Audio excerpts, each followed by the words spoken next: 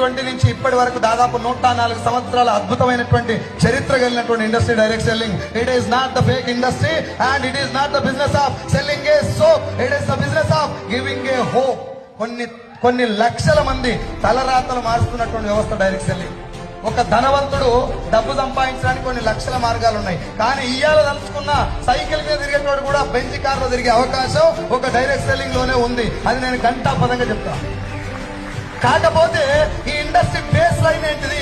ఎందుకు ప్రపంచవ్యాప్తంగా ఒక ఐఏఎస్ ఆఫీసర్ కూడా ఉద్యోగాన్ని రిజైన్ చేసి వచ్చిండు? ఎందుకు ప్రపంచవ్యాప్తంగా ఆయమ్మ దగ్గర నుంచి మొదలు పెడితే ఇళ్లలో పనిచేసే పని మనిషి కూడా ₹1,00,000 వచ్చే అవకాశం ఇలా ఎట్లా ఉన్నది? ఏం చేస్తే డబ్బులు వస్తున్నాయి? ఒరే మార్కెటింగ్ అంటే టాలెంట్ కావాలి కదా, కమ్యూనికేషన్ కావాలి కదా, స్కిల్స్ కావాలి కదా. అవేమి లేకుండా కూడా డబ్బు ఎందుకు వస్తుందంటే ఈ ఇండస్ట్రీలో ఏదో పవర్ ఉన్నది. అది నీకు నాకు తెలవాలి. Yes or no? So direct selling అంటే ఏంటిది అని చెప్పే ముందు డైరెక్ట్ సెల్లింగ్ గురించి ఒక్క line sir.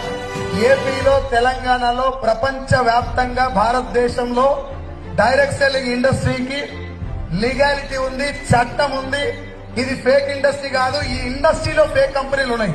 Yes or no?